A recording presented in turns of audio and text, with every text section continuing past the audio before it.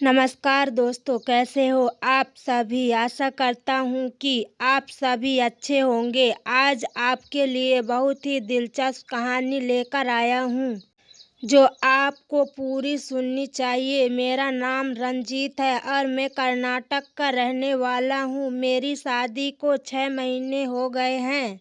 अब मैं सीधे कहानी पर आता हूँ। एक समय की बात है, प्रिया की तबीयत खराब होने के कारण उसकी माँ सुनीता ने प्रिया और उसके पति राघव को अपने घर बुलाया। सुनीता ने कहा, जब तक प्रिया की तबीयत ठीक नहीं हो जाती तब तक तुम दोनों मेरे साथ यहाँ रहो। राघव ने अपनी सास की बात मानी और प्रिया के साथ सुनीता के घर रहने लगा। परंतु प्रिया की तबीयत सुधरने की बजाय और भी बिगड़ने लगी। राघव सोफे पर बैठा अपनी पत्नी की तबीयत के बारे में सोच रहा था। तभी सुनीता आई और बोली, क्या हुआ राघव, तुम क्यों उदास बैठे हो। राघव ने कहा, कुछ नहीं, बस प्रिया की तबीयत के बारे में सोच रहा था। सुनीता ने कहा, चिंता मत करो, सब ठीक हो जाएगा। तभी राघव ने कहा, माँ देखिए आप कितनी फिट हैं। इस उम्र में भी आप इतनी स्वस्थ और सुंदर हैं कि कोई नहीं कह सकता कि आप प्रिया की माँ हैं, बल्कि लोग यही कहेंगे कि आप उनकी बड़ी बहन होंगी। राघव ने कहा, जब मैंने आपको पहली बार देखा था तो मैंने यही सोचा था कि आप प्रिया की बड़ी बहन होंगी, लेकिन जब प्रिया ने बताया कि आप उनकी माँ हैं तो मैं हैरान रह गया। आप इस उम्र में इतनी फिट और सुंदर हो। आप प्रिया को देखिए, शादी के 6 महीने बाद ही वह बीमार हो गई और चिड़चिड़ी भी हो रहने लगी है। जब भी मैं उसके पास जाता हूँ वह मुझसे ठीक से बात नहीं करती है और ना ही पास आने देती है। आखिरकार मैं उसका पति हूँ और गैर आदमी नहीं। सुनीता ने कहा, राघव मैं समझ सकती हूँ कि तुम क्या महसूस कर रहे हो। हर आदमी को अपनी पत्नी की जरूरत होती है। राघव बोला, काश मेरी शादी आप जैसी फिट महिला से होती तो मैं भी शादी के मजे ले रहा होता। सुनीता हंसी और बोली, तुम अभी भी मुझसे शादी कर सकते हो। वैसे मैं तुम्हें पसंद करती हूँ और अगर तुमने प्रिया से शादी ना की होती तो मैं ही तुमसे शादी कर लेती। यह सुनकर राघव चुप हो गया और कुछ नहीं बोला। सुनीता बोली, तुम भी तड़प रहे हो और मैं भी तड़प रही हूँ, हमारी दोनों की जरूरत देखी। फिर राघव ने अपने हाथ आगे बढ़ा दिए। पुरुषों को थोड़ी ढील चाहिए होती है, बाकी काम खुद कर लेते हैं। उसी दिन से राघव और सुनीता का चुपके चुपके मिलन शुरू हो गया। वो दोनों कभी बाजार जाते, कभी गार्डन में मिलते। इसी तरह दिन गुजरते गए। एक दिन प्रिया ने एक बच्चे को जन्म दिया तो वह अपनी बेटी में इतनी व्यस्त हो गई कि उसे अपने पति के आने जाने की कोई खबर नहीं थी। और उधर राघव और सुनीता का मिलन जारी था। उन्होंने चोरी छुपे शादी भी कर ली थी। एक दिन राघव अपनी सास के साथ रोमांटिक बातें कर रहा था। तभी राघव ने कहा, काफी समय से मैं अकेला हूँ और प्रिया भी बीमार है, तो हम इस मौके का फायदा उठाते हैं। राघव और सुनीता एक दूसरे के करीब आ गए और एक दूसरे को चूमने लगे। राघव धीरे धीरे अपने नियंत्रण खोने लगा और दोनों एक दूसरे में ऐसे समा गए जैसे प्यासा पानी में। कुछ समय बाद राघव के साथ संतुष्ट हो गई और बोली, तुम तो बहुत अच्छे हो, काश मैं तुम्हारी पत्नी होती। इस बीच प्रिया अपने पति को फोन करती है लेकिन राघव को फोन नहीं उठता। प्रिया काफी समय तक लगातार फोन करती रही लेकिन राघव को कहाँ होश था, क्योंकि वह तो खुद सुख का अनुभव कर रहा था। प्रिया को लगा कि उसे जाकर देखना चाहिए तो वह उठकर धीरे धीरे अपने पति के कमरे की तरफ बढ़ी। तभी उसने देखा कि उसकी माँ और उसका पति एक दूसरे में समाये हुए हैं। प्रिया यह सब रिकॉर्ड कर लेती है और फिर पुलिस को खबर करती है। प्रिया के द्वारा रिकॉर्ड किए गए सबूतों के बाद पुलिस तुरंत हरकत में आई। उन्होंने घटना स्थल पर पहुंचकर सब कुछ जांचना शुरू किया। राघव और सुनीता दोनों को अलग अलग कमरे में बुलाया गया। प्रिया ने पुलिस को बताया कि उसने अपने पति और अपनी मां को एक दूसरे के साथ देखा है और उसका सबूत भी उनके पास है। राघव और सुनीता को थाने ले जाया गया और दोनों को गिरफ्तार किया गया। प्रिया बहुत दुखी थी, लेकिन उसे अब यह भी महसूस हो रहा था कि उसके साथ जो हुआ सो हुआ वह अन्याय था।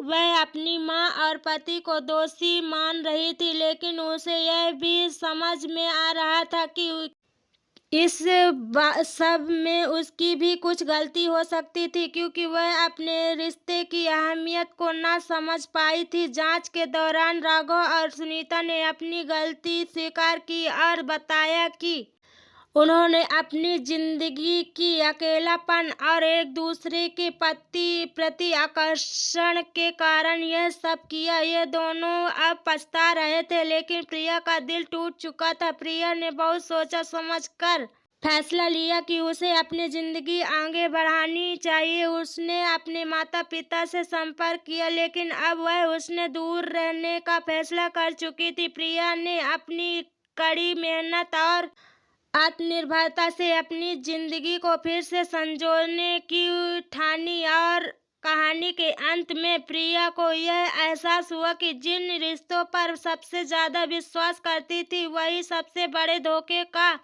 कारण बने। लेकिन उसने यह भी समझा कि सच्चाई से भागना नहीं चाहिए, चाहे वह कितनी भी दर्दनाक क्यों ना हो। उसे खुद को समय दिए और धीरे धीरे अपने जीवन को फिर से संजोने की कोशिश की। प्रिया के लिए यह सब कुछ बहुत दर्दनाक था, लेकिन उसने खुद को संभालने की पूरी कोशिश की। उसने सोचा कि अब उसे अपनी जिंदगी पर ध्यान देना चाहिए और खुद को मजबूत बनाना चाहिए। उसने अपने काम में ध्यान लगाया और अपनी पढ़ाई और करियर को प्राथमिकता दी।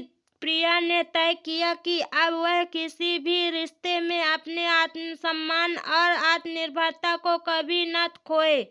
कि राघव और सुनीता की गिरफ्तारी के बाद दोनों को कोर्ट में पेश किया गया। राघव को जेल में सजा मिली, जबकि सुनीता को समाज और कानूनी दंड का सामना करना पड़ा। प्रिया ने कोर्ट में गवाही दी और यह बताया कि कैसे उसके विश्वास को ठेस पहुंचाई गई। हालांकि वह अपने माता पिता के बारे में दुखी थी, लेकिन उसने यह सुनिश्चित किया कि वह किसी भी तरह से आगे बढ़ेगी और अपने जिंदगी को बेहतर बनाएगी। कुछ महीनों बाद प्रिया ने एक नई शुरुआत की।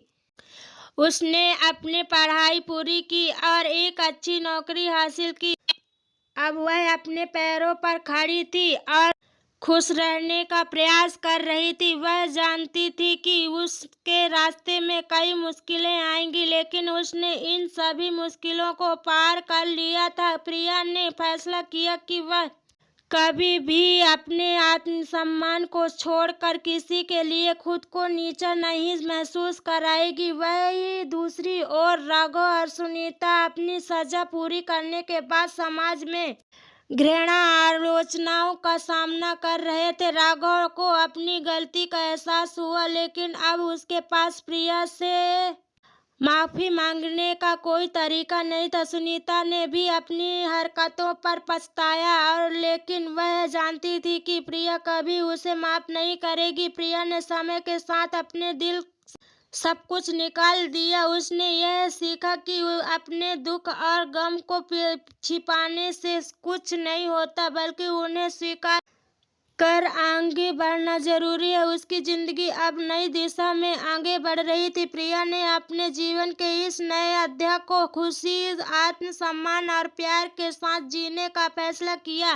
प्रिया अब पूरी तरह से बदल चुकी थी। उसने अपनी जिंदगी को एक नई शुरुआत दी थी और आत्मसम्मान के साथ अपने फैसलों को लेकर आगे बढ़ रही थी। उसने अपने दर्द और आघात को सहा था, लेकिन उसने उन्हें अपनी ताकत बना लिया था। धीरे धीरे प्रिया को समाज से भी समर्थन मिलना शुरू हो गया। लोग उसकी दृढ़ता और साहस की सराहना करने लगे थे। प्रिया अब एक सफल पेशेवर महिला बन चुकी थी। उसने अपने खुद की एक छोटी सी कंसल्टेंसी शुरू की थी। उसमें वह वह विभिन्न कंपनियों को अपनी विशेषज्ञता प्रदान करती थी। धीरे धीरे उसने अपनी पहचान बनाई और लोगों के बीच एक प्रेरणा बन गई। वह समझ चुकी थी कि जीवन में कठिनाइयाँ आएंगी, लेकिन उसका सामना करने से ही असली ताकत मिलती है। एक दिन प्रिया को एक नई शुरुआत का मौका मिला। उसे एक बड़े सम्मेलन में अपनी कंपनी का प्रतिनिधित्व करने का अवसर मिला। यह उसकी जिंदगी का सबसे बड़ा अवसर था। प्रिया ने पूरी मेहनत से तैयारियां की और उस सम्मेलन में अपने विचारों को प्रस्तुत किया। उसका आत्मविश्वास और मेहनत सबको हैरान कर दिया। सम्मेलन के बाद उसे कई बड़े संस्थानों से काम ऑफर मिले। प्रिया ने अपना नेटवर्क बढ़ाया और आने वाले समय में भी बड़ी ऊंचाइयों तक पहुंचने की योजना बनाई गई। प्रिया का जीवन अब एक नया मोड़ ले चुका था। वह केवल अपने करियर में नहीं बल्कि अपनी व्यक्तिगत जिंदगी में भी खुश और संतुष्ट महसूस कर रही थी। उसने किसी और के सहारे की बजाय अपने आप को ही अपना सहारा बना लिया था। प्रिया को यह समझ में आ गया था कि सच्ची ताकत अंदर से आती है और खुद पर विश्वास रखने से हम किसी भी मुश्किल को पार कर सकते हैं। कुछ साल बाद प्रिया ने एक अच्छे दोस्त समर से विवाह करने का निर्णय लिया गया। समर एक समझदार और सुलझा हुआ व्यक्ति था जो प्रिया की स्वतंत्रता और विचारों का सामना करता था। उनका विवाह एक साधारण लेकिन सच्चे प्यार पर आधारित था। प्रिया ने महसूस किया कि सच्चा प्यार वही होता है जो हमें खुद से प्यार करने और हमारी स्वतंत्रता को स्वीकार करने के बाद मिलता है। प्रिया की यात्रा एक संघर्ष से शुरू होकर आत्म साक्षात्कार और आत्मसम्मान के रास्ते पर पूरी हुई थी। अब वह न केवल खुद के लिए बल्कि दूसरों के लिए एक प्रेरणा बन चुकी थी। कहानी का संदेश यही था कि जीवन में चाहे कितनी भी कठिनाइयां आए, हमें खुद पर विश्वास रखकर उन्हें पार करना चाहिए और आत्मविश्वास और आत्मसम्मान से ही हम किसी भी परिस्थिति में खुश और सशक्त रह सकते हैं। प्रिया की तरह हमें भी अपनी यात्रा से सीख लेकर और आगे बढ़ना चाहिए और कभी भी अपने आत्मसम्मान को ना होने देना चाहिए। प्रिया के जीवन में अब एक नई शांति और संतुलन आ चुका था। वह अपने नए जीवन में खुश थी, लेकिन उसकी जिंदगी का और बड़ा कदम बाकी था। समीर के साथ उसका रिश्ता बहुत सशक्त था क्योंकि दोनों एक दूसरे को समझते थे और एक दूसरे की स्वतंत्रता और आकांक्षाओं का सामना करते थे। प्रिया ने महसूस किया कि जीवन में सच्ची खुशी बाहरी चीजों से नहीं बल्कि आंतरिक शांति और संतुष्टि से आती है। तो दोस्तों, ये कहानी आपको पसंद आई हो तो वीडियो को लाइक करें और चैनल को सब्सक्राइब करना ना भूलें। धन्यवाद।